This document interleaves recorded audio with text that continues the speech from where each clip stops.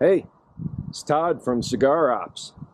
It's been 2 years since we did our last video. Been dormant since then. Not much has changed except for one thing. We built a new Cigar Ops smoking studio southwest.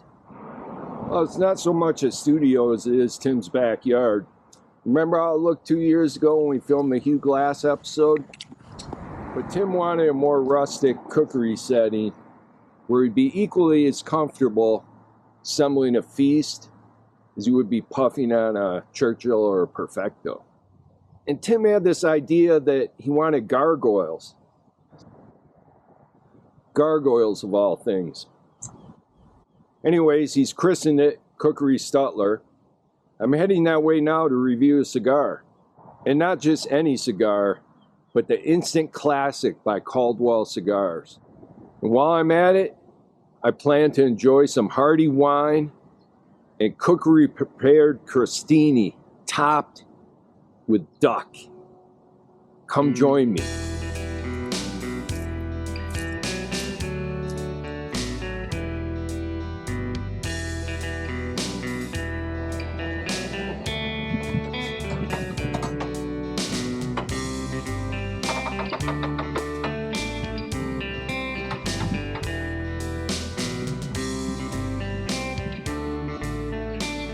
Greetings, I come bearing gifts. Hey Todd, welcome to Cookery Stutler. Of course, this is not the first time I've been to the new cookery. It always reminds me of an old American kitchen with contemporary details. Well, that's actually not a bad description of what I was going for. I used to work in restaurants and I always enjoyed the dinners with the chef and staff after our shift. And I wanted something that kind of reflected that and invoked the feeling of an inviting kitchen, but a place where I could smoke cigars too. And you built this yourself? Pretty much. I didn't do some of the wiring, but yeah, the rest. Well, what about the masonry? Well, this is actually all built with modern techniques and methods. Do you want me to go through the project? Well, absolutely, but we're Sans Cigar. Ooh. And Sans Wine, for that matter. Ah.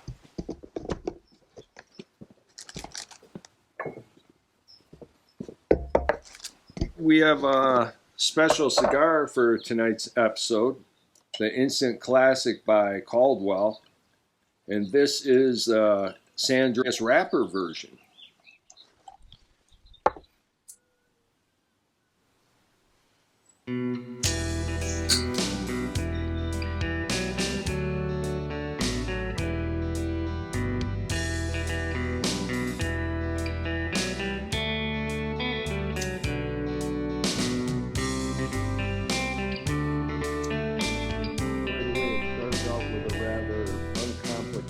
Peppery taste.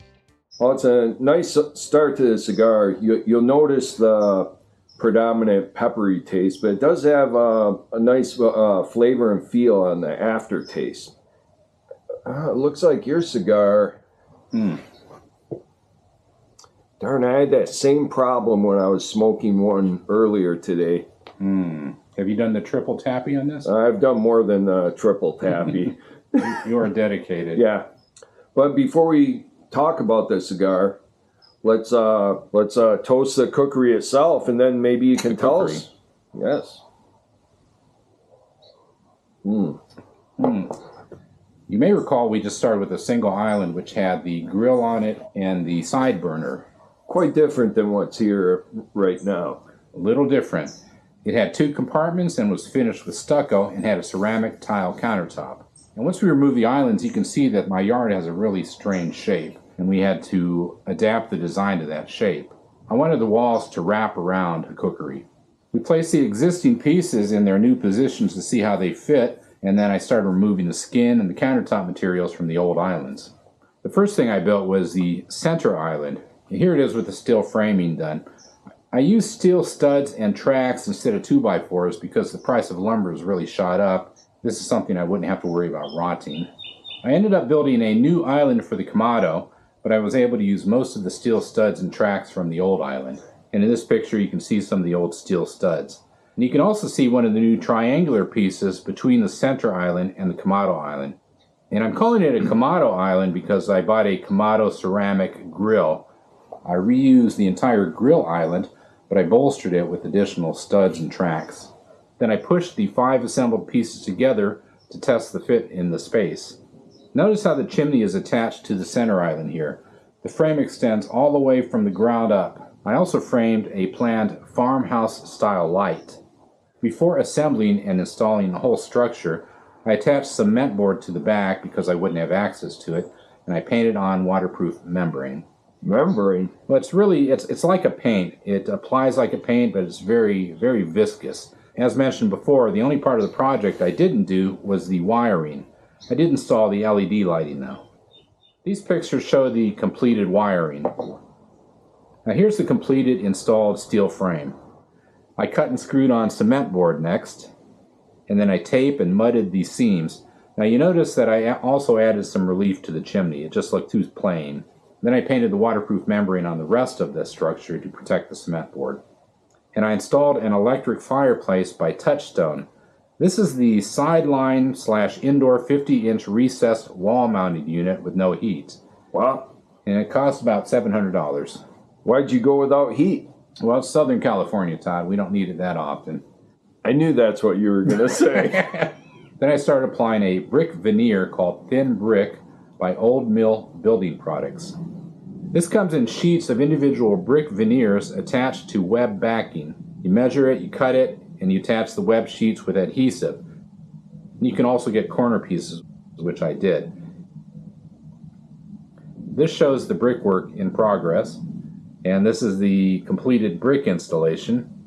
After gluing the bricks up, you apply ordinary grout between the bricks. For this, I use what looks like a pastry bag to squeeze out the grout. So you did have to have some masonry skills. Elementary school level. All right. And here's the completed brickwork with the grout. Beautiful. Then I made a cardboard mock-up of the chimney cap. This is an early design with 3 concrete supports for the cap rather than the 2 that I ended up with.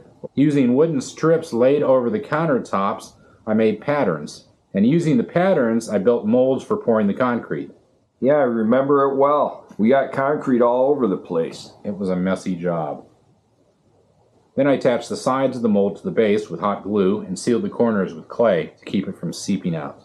I used lightweight concrete from Countertop Concrete Solutions. This is a 2-part concrete. It has a smooth, thin surface coat and a denser, rougher, lightweight concrete backer. And a very powerful dye. Yeah, I used some black pigment. It stains. Now here's the countertop attached to the Kamado island. Also in this picture you can see attached the new trash compartment on the left of the picture and a storage space on the right. And here is the grill unit. Then I installed the chimney cap and a farmhouse light fixture. On the lower left of the picture you can see the paper towel holder.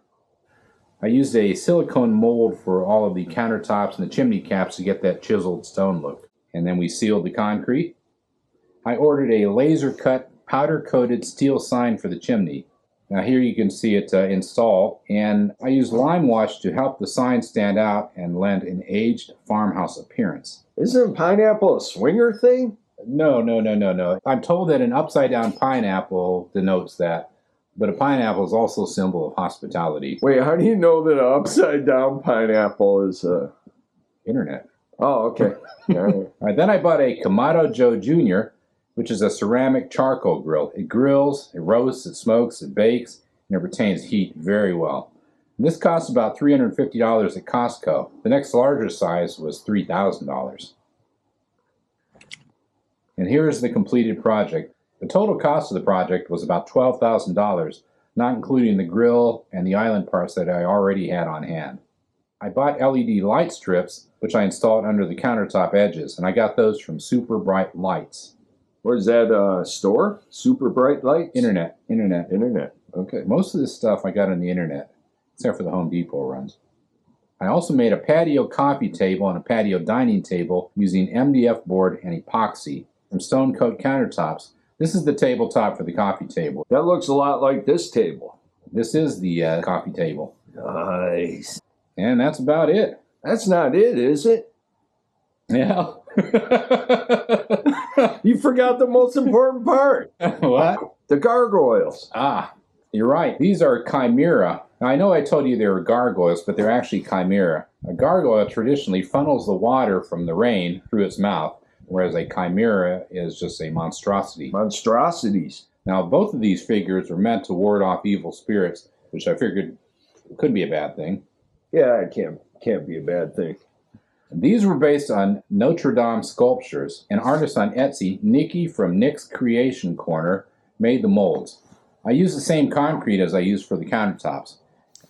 Well, I've been smelling some applewood and charcoal smoke ever since I got here. Does that mean you're about to go into action? The cookery is about to go into action. Excellent. While you do that, I'll finish up the review of this cigar. That sounds good. Well, for the viewers that tuned in for cigar information, whether or not you want to buy this instant classic, as we pointed out earlier, it starts out with predominantly and almost exclusively pepper, and it's strong enough that you have to be a little bit careful with your retrohale. Right from the beginning, it gave an aftertaste of kind of like a charcoal wood. So you had the peppering, the charcoal wood, somewhat uncomplicated, but to its merit, the smoke body is medium, the flavors are peppery. And as the cigar smokes down, it builds up some flavor. The charred wood flavor turns into a wood flavor, and that sticks with you on the aftertaste of the cigar. And the peppery notes remain with it. And some of those characteristics, I think, come from the San Andreas wrapper, which is one of my favorite wrappers. Aside from the name, this is really an instant classic cigar because it's very straightforward and very consistent. I'm about 2/3 done with it, and I can already tell that I'm going to smoke this down to the nub because it keeps building flavor, but it's not overpowering yet. And the one thing you do have to watch out for if you purchase some of these instant classic Caldwells is the wrapper, although flavorful, it seems sensitive to dryness. And a couple of them did have some crackage. So just be mindful of that. If you buy them, maybe let them rest and give them a little extra humidity. Yeah, and you can see, looks like the Achilles heel on this thing is the wrapper. It is, but it's got that nice Sumatra binder, so it still smokes well. Well, this is actually smoking very well, even though I thought I might get some air in through there. But it's still, that binder still keeps it in. Yeah. And the insides, for people who are curious, is this a standard combination, Dominican and Nicaraguan long fillers. Tell us what you're cooking up there. I'm making duck breast crostini. You want it sizzling a little bit, but you don't want it spitting. We don't have a spitter. And you let it go for about 10 or 15 minutes. And I've got the skin side down. And what we're doing by the slow cooking is rendering all the fat out. A lot of the fat out. And then in a moment, I'm going to take it and put it, the duck, and put it on the Kamado. And you can see it's nice and hot. And this is about 425, about 430 degrees, so that's perfect. And we'll turn it over on here and put it on there for only about a minute or two. Get a little bit of smoky flavor and heat the other side. Then I'm going to put the chipotle, lime, and honey sauce on it. Nice. And I've got some crostini.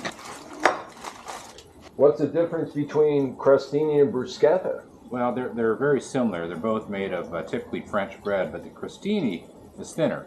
It's only about a quarter inch, maybe a little more than a quarter inch. Well, Mr. Tim, it's looking pretty good. Here, here. All right. That one's done.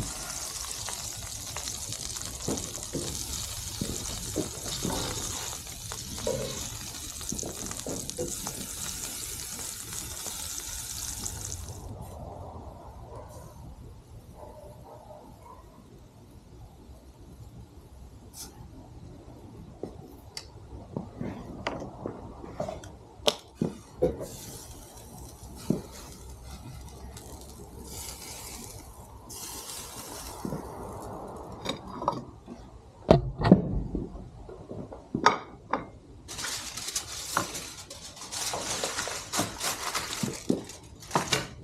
we're going to let that rest for about 10 minutes. And I'm going to start the crostini. I'm just going to spread some duck fat on the crostini. Oh my goodness. They would taste good with that alone, I bet. I just opened up the vent a little bit. I always call it the Kamado. Kamado? Kamado. Kamado. You're thinking about the dragon. Yes, exactly. You're smoking fast today. Well, it's tasty. This is the chipotle sauce that I told you about. You can see there through the light. It's got the chipotle, the lime, the honey. Well, I think this is a good cigar for the wine because the Pinot is one of my favorites. It has, you know, the fruity, interesting flavors. In this cigar, with its straightforward pepper, the wine doesn't really alter the pepper and wood, and the cigar doesn't alter the wine. So it's a good pairing.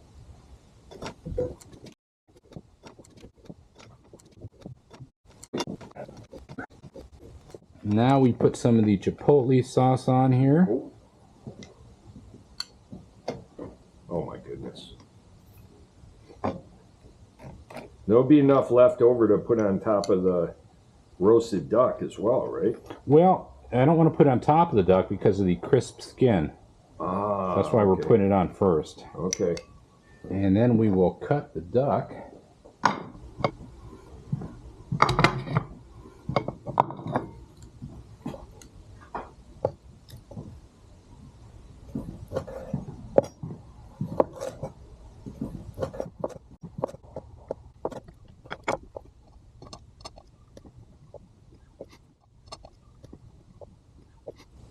Is there a little piece I can eat now? Like that end? Oh, there we go.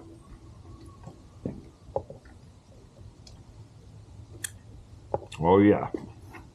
Now I'm going to have to leave a few for my wife or she will never forgive me. There you go, sir. Why, thank you. Oh, do you have any napkins? Ah, you're in luck. My paper towel holder. What? Thank you, sir. All right, let's try these bad boys. Let's try them.